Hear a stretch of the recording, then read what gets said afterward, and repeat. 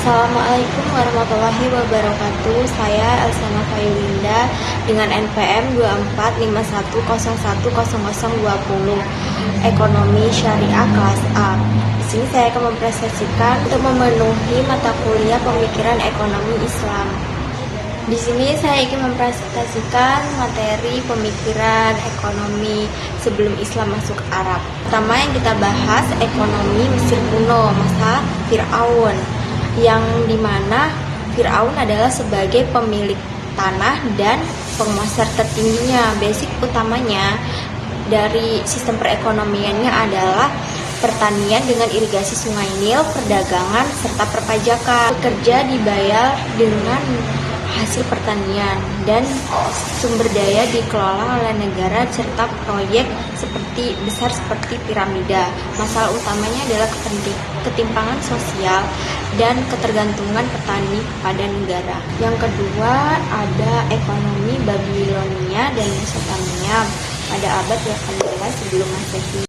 Nah, di Babilonia ini ekonomi diatur oleh kode alam Hammurabi yang mengatur perdagangan, upah, dan denda, yang dimana untuk menjaga keadilan dan keteraturan sosial. Dan yang ketiga ekonomi Persia kuno, yang dimana sistem ekonomianya peternakan, pertanian, dan perdagangan dengan mata uang resmi.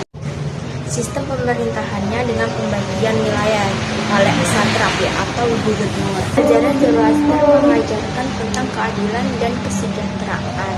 Yang keempat, ekonomi Yunani kuno.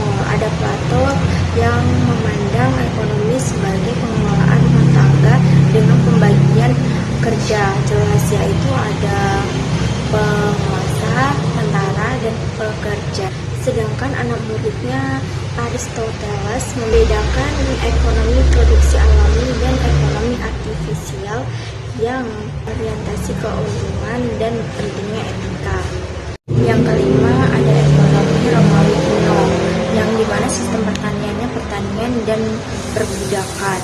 Elit mempunyai tanah yang besar yang dikerjakan oleh budak, dan pajaknya dibayar dengan hasil panen atau uang. Yang keenam, ekonomi India kuno yang fokusnya pada pertanian, perdagangan, dan kerajinan dengan sistem kasta yang mengatur pengaruh sosial.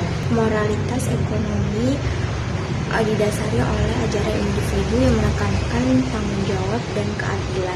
Dan yang terakhir ada ekonomi pra-Islam atau disebut masa jahiliyah, fokusnya pada pertanian, peternakan, dan perdagangan. Barang ditukar dengan sistem barter dan mulai menggunakan koin emas dan perak. Maka menjadi pusat perdagangan penting.